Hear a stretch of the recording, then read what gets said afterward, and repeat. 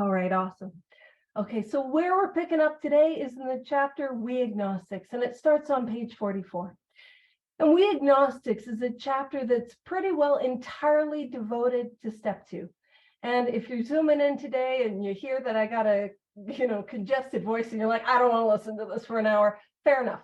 So what I will do is I will explain what step 2 is all about very quickly so you don't have to stay, but I'd like it if you did. So step 2 says, came to believe that a power greater than ourselves could restore us to sanity. And so what we're going to do as we go through the chapter We Agnostics is we're going to see those two propositions. We're going to see, can we believe that there is a power greater than ourselves? And then we're going to be asked to believe, can we believe that that power could restore us to sanity?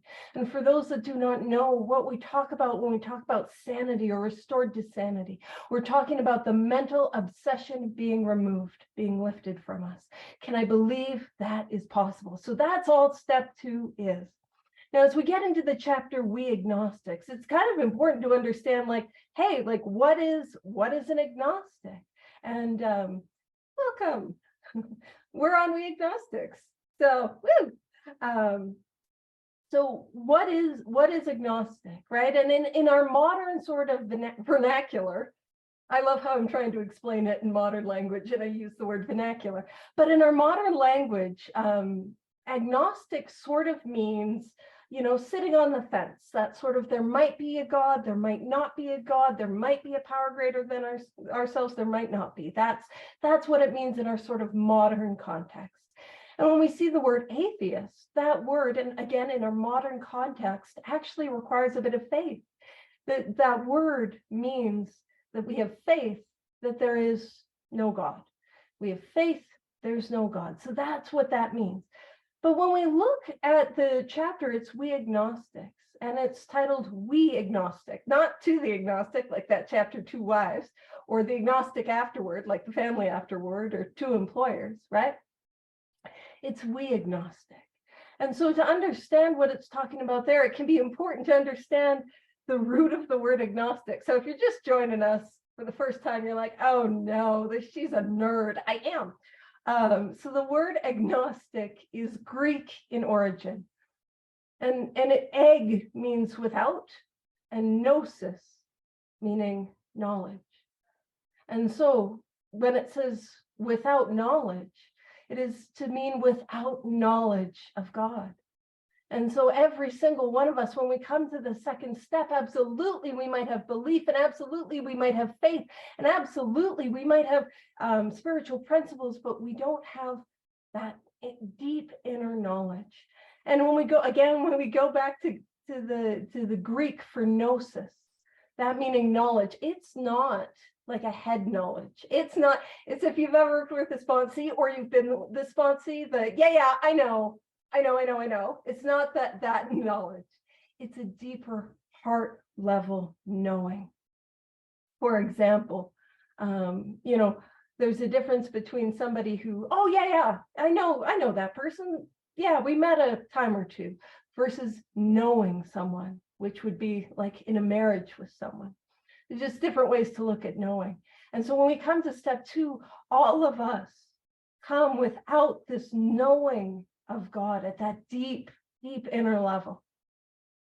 And again, one of the things that I love about this book is the book meets me where I'm at and takes me where I need to go. So it is We Agnostics, and we're going to see that the majority of even the early members of AA struggled with that initial conception of God, and even those early AA members came with prejudice and old ideas and needed to overcome them as well. But one of the things that I love is when we're looking at this word agnostic and we're looking at gnosis. Over the last few weeks, what we've been talking about is breaking down, our problem, our solution, and our program of action, and we will do that again. But who gave us knowledge of our solution was the psychiatrist, Carl Jung. And Carl Jung, there was this famous BBC interview where they're interviewing this great man of psychiatry, of psychology, this great man. And they asked him, growing up, did you believe in God? And he said, yes. And then they asked, do you believe in God now? And he says, no. And there's a pause. He says, I've got no need for belief. There's a pause. And he says, I know. And that is the knowing that at least I'm after here through this book and through this work, knowing God. And again, if you're here and you're like, I'm already over your language facts, I've got more. Because in step 11, we seek to improve our conscious contact with God. And the word conscience, it's Latin, so it's got nothing to do with the Greek agnostic. It's just one of those interesting coincidences. And the Latin origin of the word conscious, con is with, and the chus or the sire means knowing. So here at step 2, we start without knowing. And as the result of the 12 steps, as the result of this course of action taken out of this book, we get to have a knowing of a power greater than ourselves. So I think hopefully that's what I'll say about that, and we can dive into We Agnostics. So it says, in the preceding chapters, you have learned something of alcoholism. Gosh, I hope so. I hope so. And one of the things I love is that we're going to summarize all the work that we've done up until this point. And it says, we hope we've made clear the distinction between the alcoholic and the non-alcoholic. And here is the distinction. So again, if I'm working with somebody who's new, or if I'm working with somebody comes into the rooms and I'm not sure if I'm an alcoholic. This is a beautiful place to take them. And I don't know about you, but I came with a lot of denial. I came with a lot of andas. I came in with a lot of yeah buts, and I came in with a lot of my case is different. And it was the simplicity of page 44 that was enough to open me up to the truth about myself. And this is it. If when you honestly want to, you find you cannot quit entirely, or if when drinking you have little control over the amount you take, you're probably alcoholic. Now, to put this back into what our problem is, it says, when you honestly want to, you find you cannot quit entirely. So when I honestly want to not pick up that first drink, when I honestly want to not take another drink, and I drink again, what we're talking about there is that mental obsession. Do I have experience with saying, that's it, I'm never going to drink again, and then for some gosh darn reason, drinking again? And then it says, or if when drinking, you have little control over the amount you take. Once I start to drink, do I have that thing in me that sets off and I need more? And I'm drinking my way into oblivion. Do I have the ability to control it every single time? And again, what we're talking about there is the physical allergy. And that's it. Do I have the mental obsession and do I have the allergy?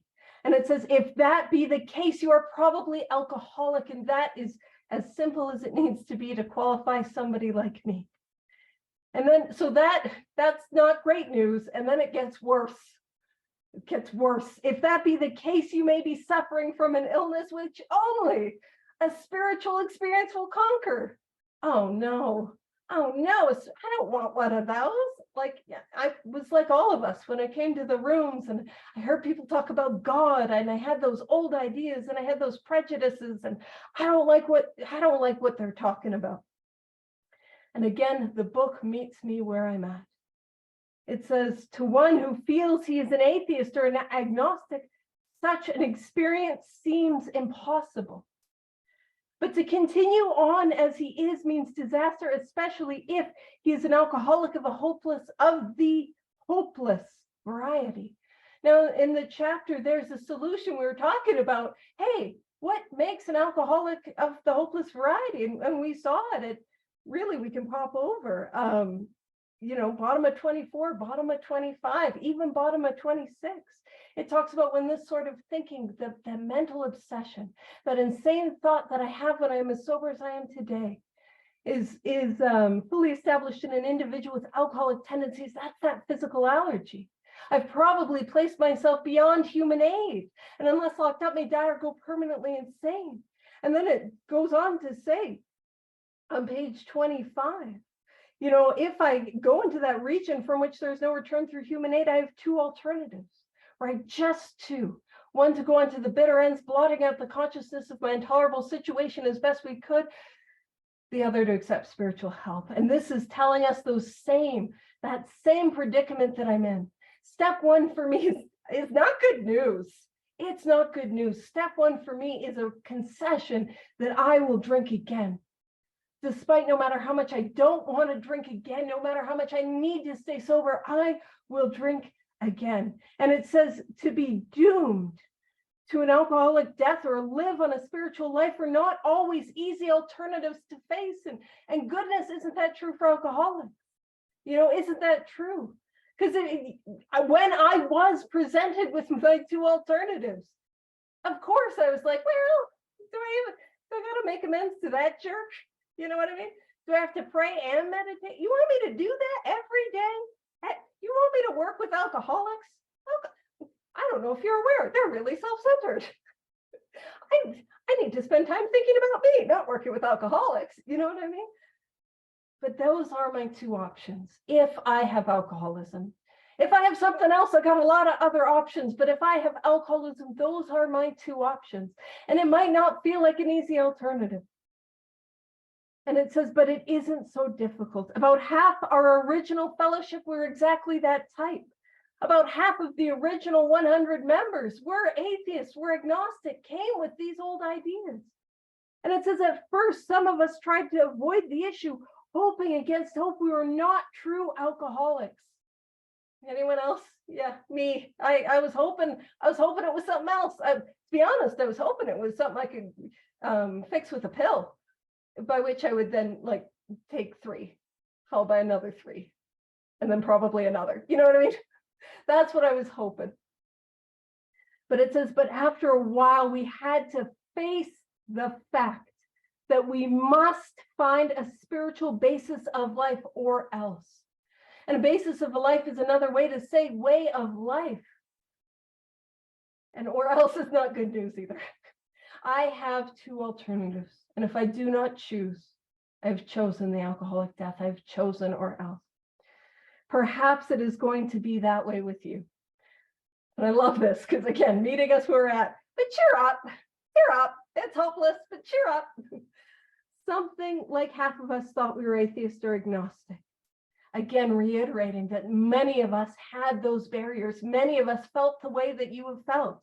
Our experience shows that you need not be disconcerted.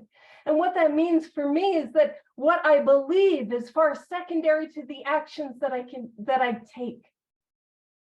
It says, if a mere code of morals or a better philosophy of life were sufficient to overcome alcoholism, many of us would have recovered long ago. But we found that such codes and philosophies did not save us, no matter how much we tried. And I didn't know what a code of moral or a better philosophy of life was. But an example of that is good moms don't drink. An example of that is real men stay sober and support their families. What that means is I'm a good person. What that means is I do nice things for others.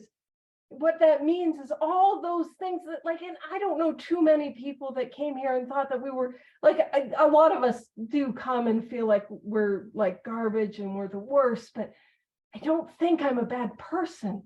You know what I mean? I don't think I'm a sociopath.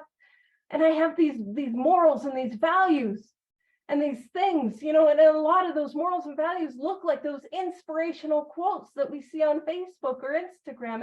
And I'm not disparaging those. They can look like things like the 4 agreements. The 4 agreements are wonderful. I'm not disparaging those either. But as an alcoholic, I cannot live up to those on my own power. And no matter how much I wanted to, I could not stay sober. It said we could wish to be moral. We could wish to be philosophically comforted. In fact, we could will these things with all our might, but the needed power was not there. Our human resources, as marshaled, that's to be led, as marshaled by the will, were not sufficient. They failed utterly. And I can ask myself, is that my experience? That everything that I tried, all those things that I tried to do, to be, to live up to, that failed utterly.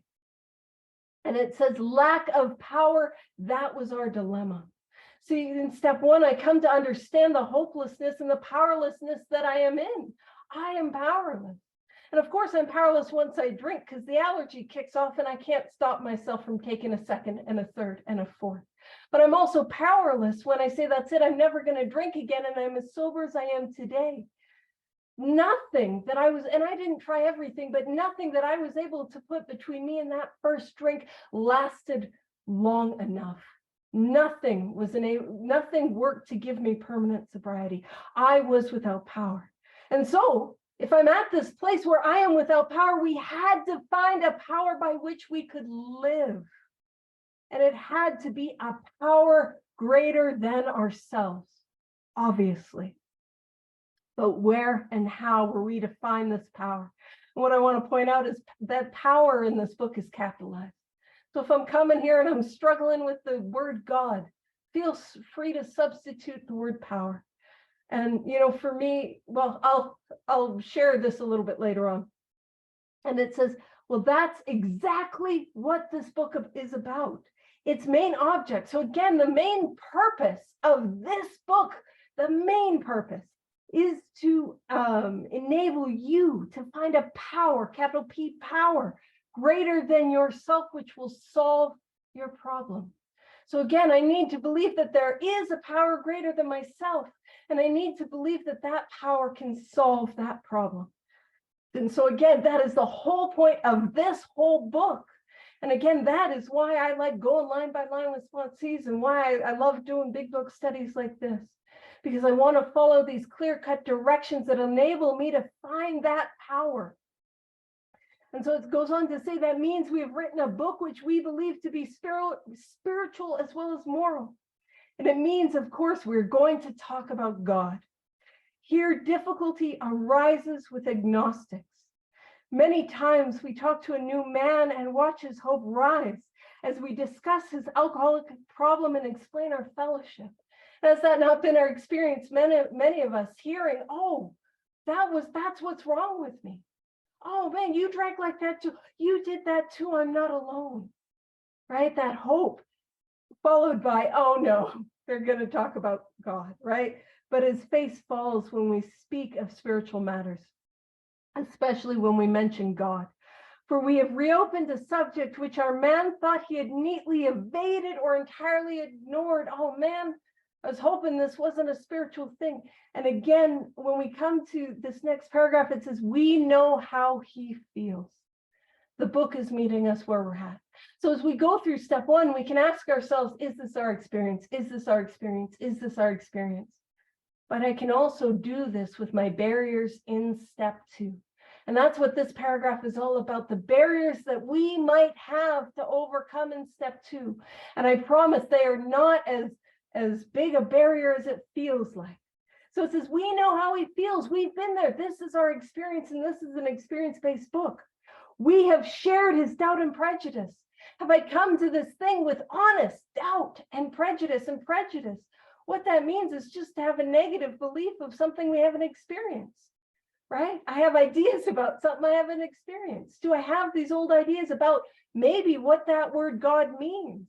Maybe what people mean when they use that word. That was my experience, right? And I made the assumption that I didn't like it.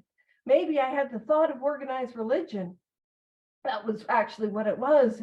And people who had done not great things in the name of religion. And it says, some of us have been violently anti-religious. Is that my experience? Was that a barrier that I had? Is that a barrier I have? To others, the word God brought up a particular idea of him, which someone had tried to impress them during childhood. And I don't say this glibly. Maybe it is those things where, like, often times where we kind of have that Santa Claus idea of God, right? Where, it's like, I'm going to pray to the bearded guy in the sky, and maybe it didn't feel like my prayers were answered. And that didn't feel enough. Or maybe, I had religion pushed on me as a child. Or maybe there's religious trauma, and we're not ignoring that. Hey, buddy, we're not ignoring that experience. We're meeting us where we're at. It says, perhaps we rejected this particular conception because it seemed inadequate. It didn't seem enough. I know for me, when I got here, that idea of, I really misunderstood step two. I thought I was supposed to have a spiritual awakening on step two. And the understanding that I had was not sufficient.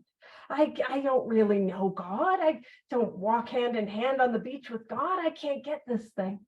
And we're going to see that again, that bar that I have to cross is far smaller than it feels like, or I don't really have to jump as high as I think I do. With that rejection, we imagine that we had abandoned the God idea entirely.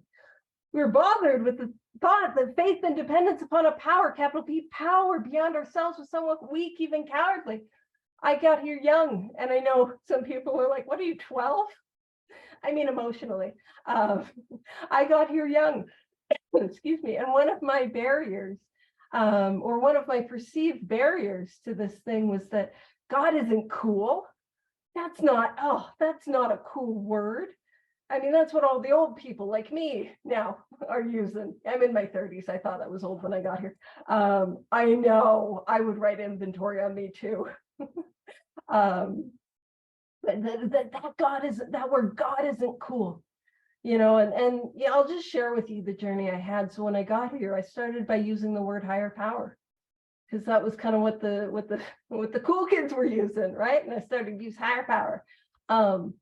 But then higher power, that's 2 words, and it is a whole lot of syllables. And simply out of convenience, I started to use that word God. I started to use it because it was 1 word, 1 syllable, and it was convenient. And I took that word to inventory, and I took that word to prayer, and I took that word to meditation. And even though I did not have the courage to ask the people who used that word what it meant, I began to understand. See, what happened for me is that word began to mean, not what I thought people meant, not my old ideas, not my conceptions, but that word began to mean what I experienced as the result of these steps. And so I absolutely will use the word, and the book uses the word, but what I want you to know is that at this point, what we're talking about is a conception that you are most open to. That's what we mean when we use that word. And so I came with that, like, yeah, it's weak, it's cowardly, I want to be tough, and I want to be cool. I've never been cool in my life, but I want to be cool. And it says, we looked upon this world of warring individuals, warring theological systems, and inexplicable calamity. And that word calamity, that means like deep pain, trauma, crisis, like that's a heavy word. And with deep skepticism. And so it's addressing that question of, if there is a God, why do bad things happen? That's that question that we've come to 12th step with.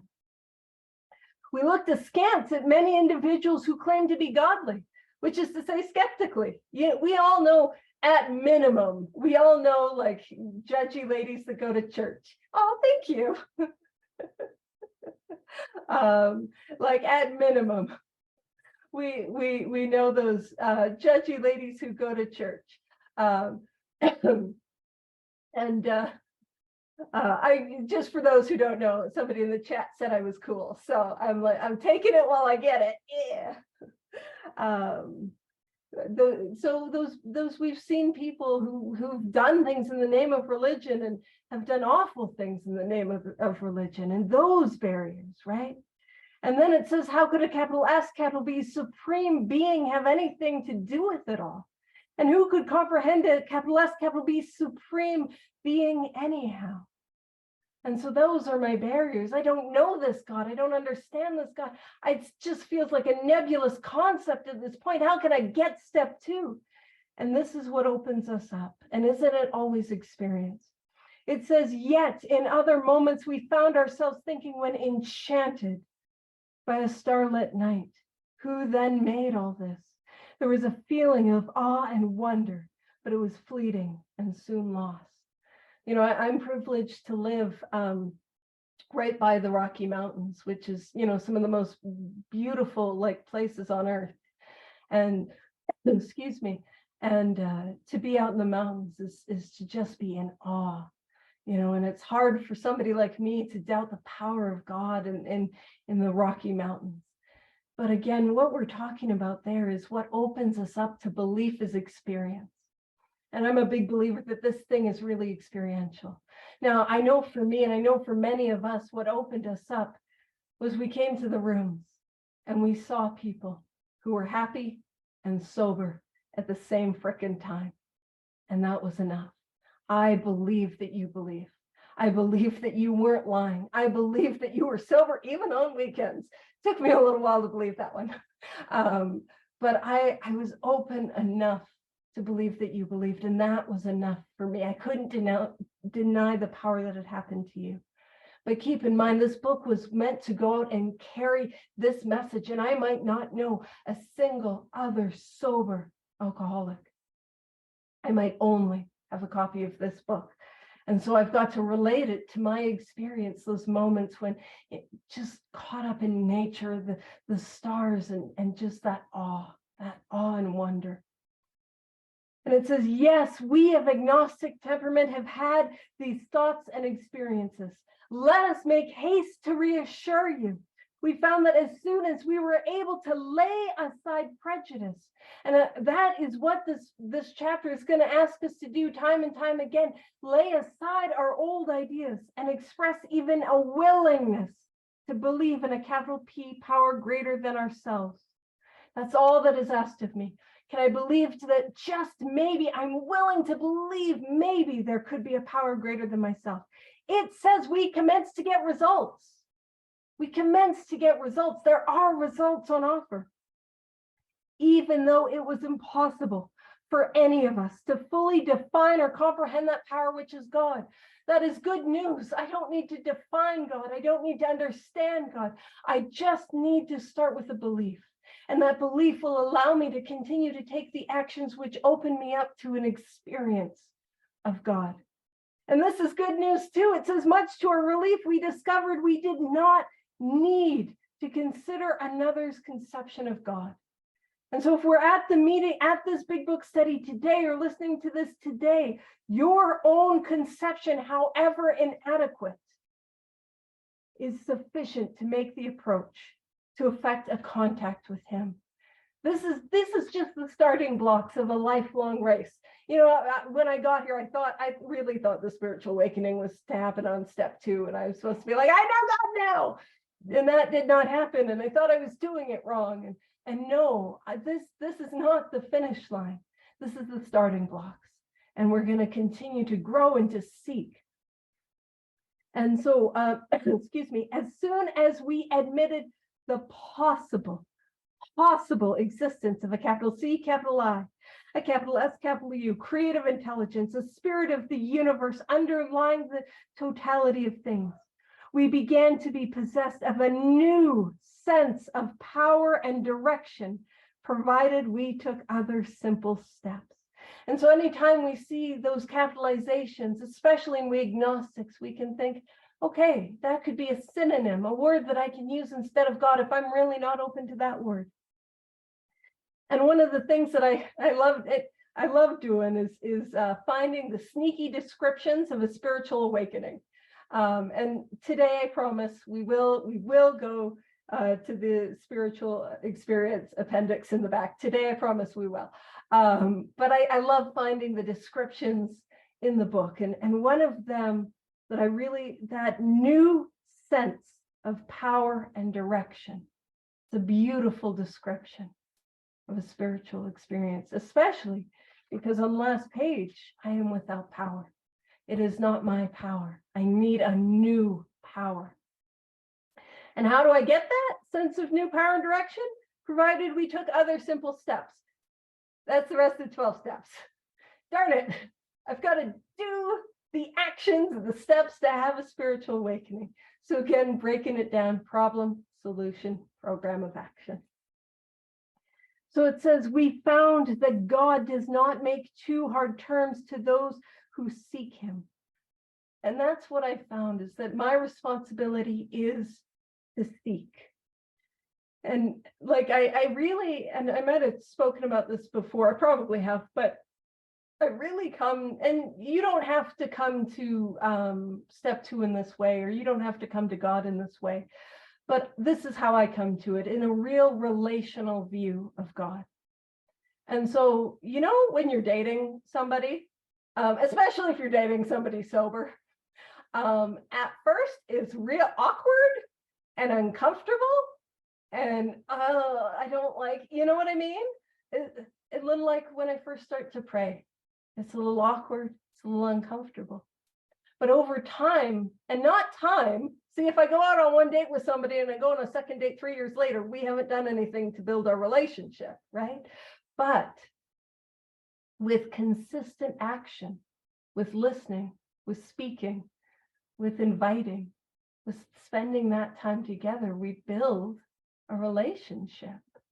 And it's that person over time becomes that person that I turn to. You know, at first it's awkward and uncomfortable, but then that person is that person that we turn to when we're in pain, and that person becomes that person that we turn to in comfort, ultimately God.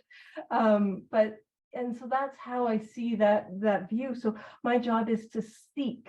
So I've got to take action.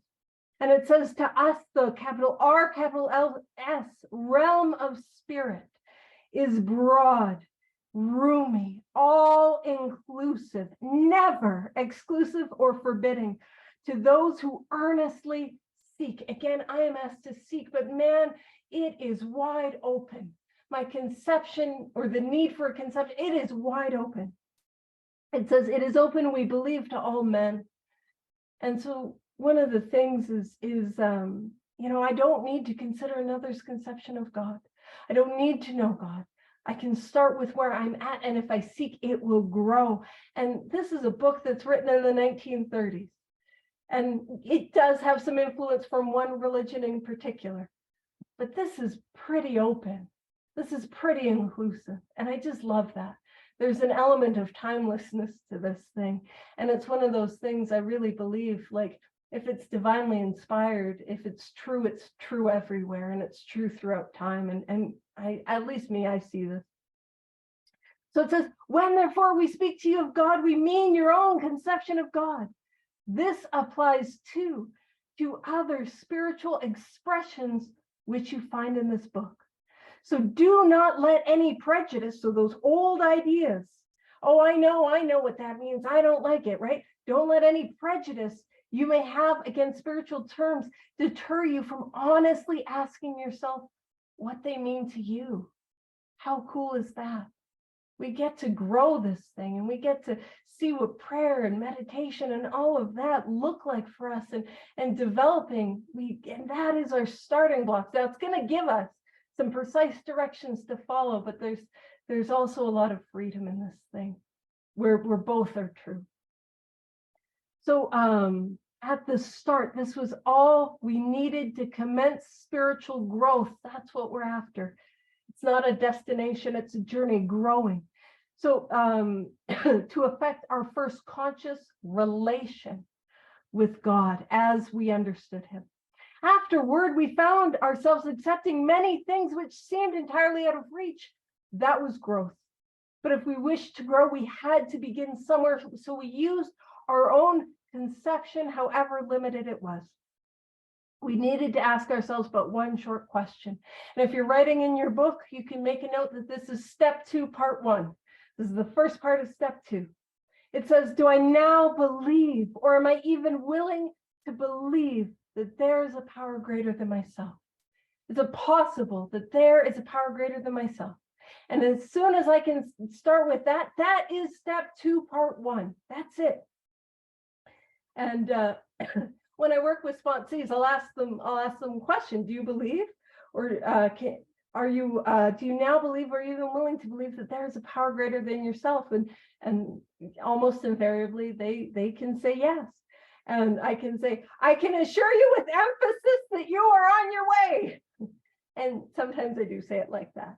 So it says, as soon as a man can say that he does believe or is willing to believe, we emphatically, with emphasis, assure him he is on his way. So again, step 2 is just the starting blocks.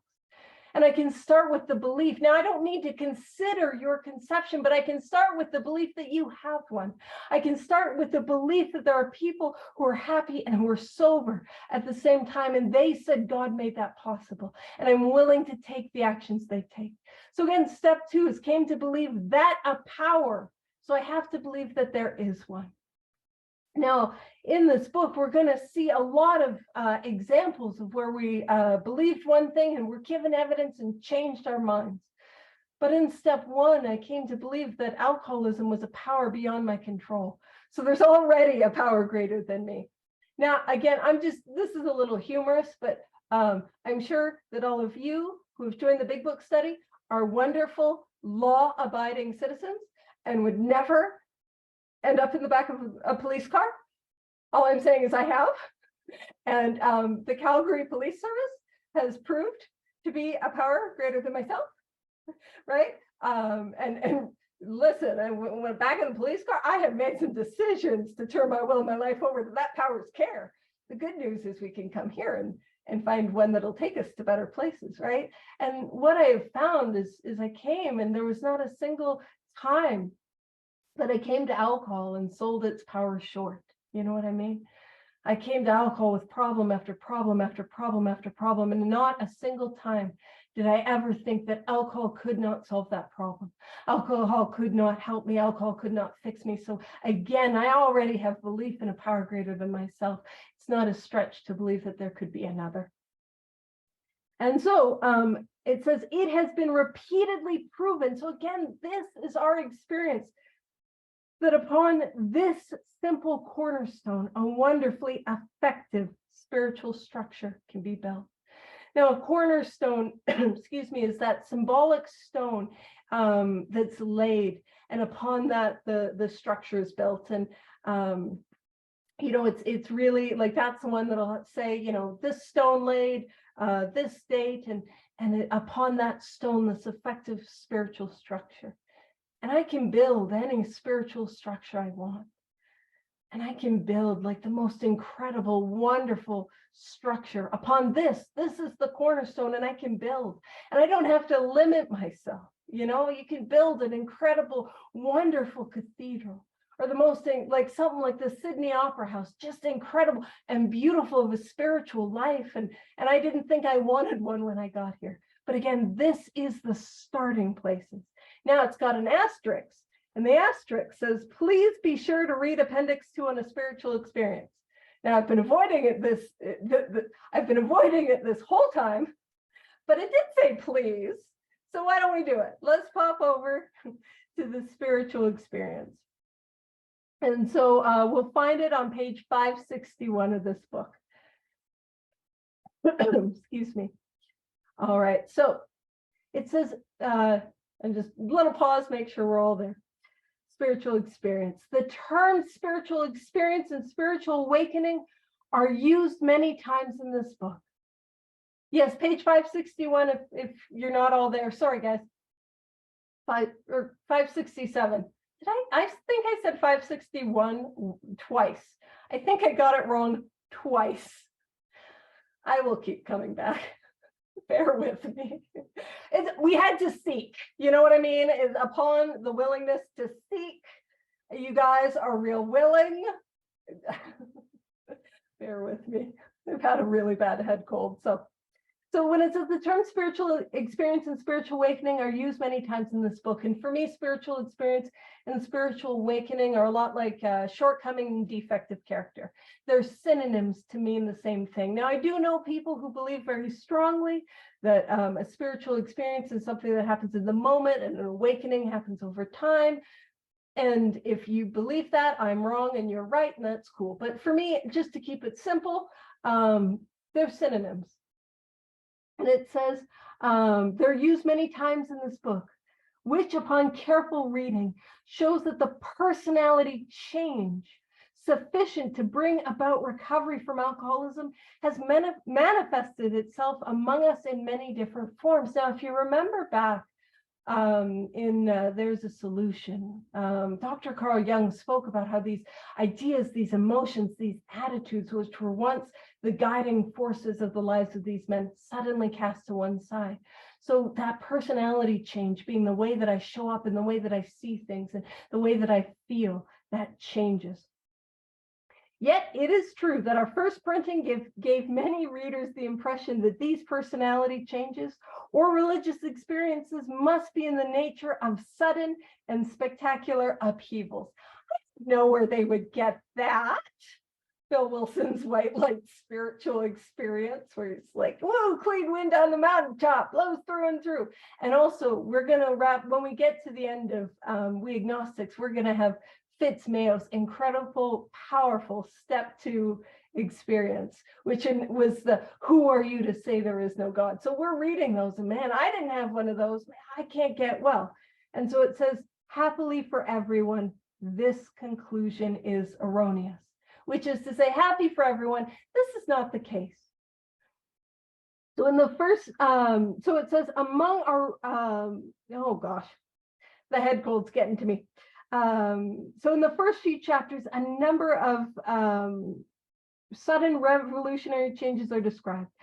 Though it was not our intention to create such an impression, many alcoholics have nevertheless concluded that in order to recover, they must acquire immediate and overwhelming God consciousness, followed at once by a vast change in feeling and outlook. And so that God consciousness, what that often looks like, at least in my experience, is that knowing of God, that knowing that something is with me. It's a feeling and it's experiential, followed by the way in which I see the world and the way in which I show up to the world. It changes. And it says, among our rapidly growing membership of thousands of alcoholics, such transformations, though frequent, are by no means the rule. So, and that's the thing. I'll explain it a bit. Most of our experiences are what the psychologist William James calls the educational variety, because they develop slowly over a period of time. And so part of why I've got some old ideas about the Spiritual Experience Appendix is because I've gone to a lot of meetings where people grab onto that educational variety, or they grab onto that slowly. And I've been in meetings where people have said, well, you can't expect to have a spiritual experience like Bill, or, the best you can hope for is an educational variety. And I've seen people confuse educational with intellectual and trying to intellectualize it and know it in their head. And that's not my experience. And I think because I've seen it get so confused for so long, I show up with prejudice and old ideas, and I'm like, oh man, I don't like that, because I hear it's selling us short, and I don't ever want to sell the power of God short. But of course, my experience has been, we're going to read, I've had, experiences of the educational variety where it happens slowly. And by slowly, what I also want to emphasize, it does not take long to get well in this thing. Slowly would be over, Abby Thatcher, he's 2 months sober. So over the course of a month, and of course, as we awaken, we continue to awaken. It's like waking up in the morning. Some of us can wake up right away, and some of us, it takes us a little while. But that it still does not take long to get well. And it says, quite often the friends of the newcomer are aware of the difference long before he is himself. And of course, that too was my experience. He finally realizes that he has undergone a profound alteration in his reaction to life, that such a change could have hardly been brought about by himself alone. And what often takes place in a few months could seldom have been accomplished by years of self-discipline. And so one of the things too is I don't, a spiritual awakening or spiritual experience for me is not something that is one and done. See, I couldn't stay well on one beer, and I can't stay well on one experience. If you were married and you got your wife flowers for like Valentine's Day, you got to keep that up, otherwise she's going to be pissed. Now, I don't think God's punitive or angry, but just that I don't get to know God if I don't continue to seek God. An interesting thing is I am a giant effing nerd, as some of you know, despite the thing in chat that I'm cool. And William James, I had somebody that was like, hey, William James never spoke of the educational variety of a spiritual experience. And I tried to look at that and to see if that was true. But what he did describe is a lot of what we just, so I don't know if he described that in as it's sort of talked about, but he did give some, here are some like qualities that a spiritual experience has, and they mirror what we just read. So when it talks about like a profound alteration to his reaction to life, a change that happens to me, something that I could not have done in and of myself. One of the descriptions he used is the word ineffable to describe a spiritual experience, which is, I know if you're just here for the vocabulary lesson, what that means is it's something that's almost indescribable. It's something that has to be experienced. Another description of it was noetic, which is to be like knowing something you could not know, or knowing something of spiritual nature. Like he described it as these divine truths which can be learned. And he described it also as transient, which is to say it happens and then it goes. That being said, he also described that it has certain permanent effects. And that, I believe, is what it's referencing in the educational varieties, the permanent effects that we have. Because we saw Bill Wilson have that moment of presence of God in Winchester Cathedral. And then we saw him again have that moment of presence of God when Ebby Thatcher sat before him. And that wasn't enough. He needed to continue to grow it. And then we see him have that white light spiritual experience. But again, across the page, he felt like he was going to drink again. He was filled with self-pity and resentment. So again, this is not a set it and forget it program. This continues to be a way of life. So for me, I need to continue to seek. And man, I would have sold myself short if I sold myself that early understanding of the spiritual awakening, if I did not continue to seek other ones and continue to grow again through the work of these 12 steps. That's what I was called to do. And so it says, with few exceptions, our members find that they have tapped an unsuspected, so we didn't know it was there, but inner resource. And we talk a lot about God deep down within. And we talked there is a solution about how the absolute certainty that our Creator has entered into our hearts and either lives there or entered into our hearts and lives. So there is an inner resource, which they presently identify with their own conception of a capital P power greater than themselves. Most of us think this awareness of a capital P power greater than ourselves is the essence of a spiritual experience. Our more religious members call it God consciousness. And I'll be honest, when I got here, I did not know what that meant, and that was more confusing. But it is a sense of a presence, at least for me, what it looks like today, and it will continue to grow, presence of God being with me, you know? And so all of that to say, if I don't understand, if I don't get it, it's like, what are they on about? It says most emphatically, with emphasis, we wish to say that any alcoholic capable of honestly facing his problems in the light of our experience can recover. And we see that through the book, that this is available to everyone, provided he does not close his mind to all spiritual concepts. He can only be defeated by an attitude. So when it comes to opening myself up to the belief in a power of God, it is an attitude that I have. And we saw in again, there's a solution. When Roland Hazard, it says, hey, he is a free man and he can go anywhere on this earth where other free men may go, without disaster, provided he remains willing to have a certain simple attitude, right? That attitude of God keeps me sober.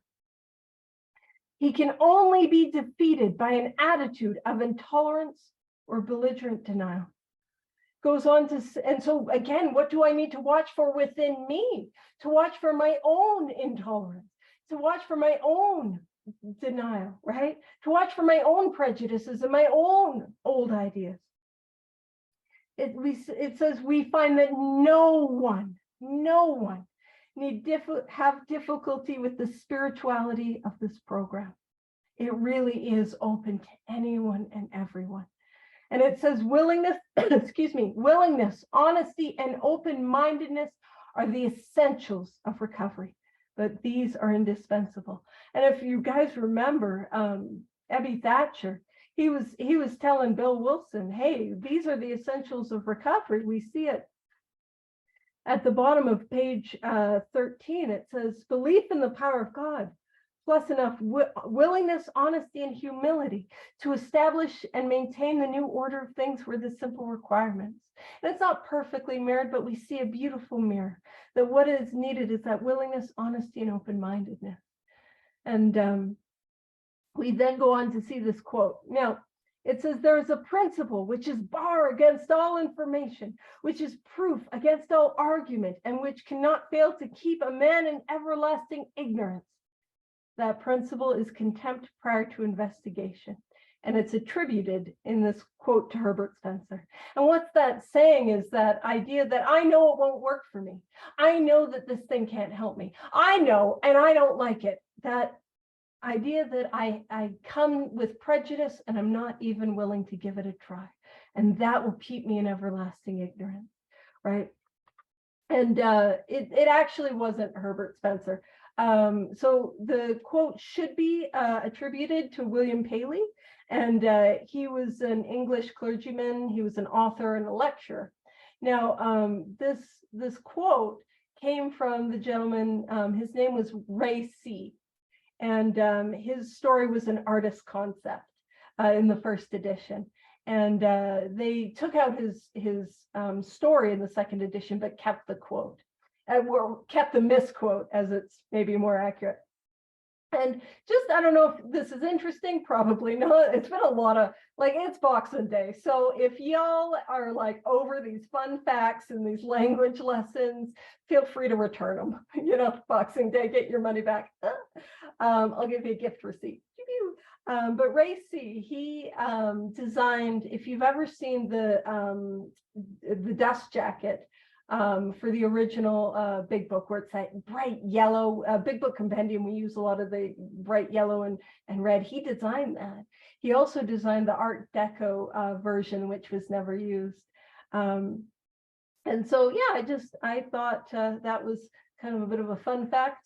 And I'll end on fun facts that you can return and come back next week with your gift receipt, and I'll give them back to you. And I'll wrap it up there.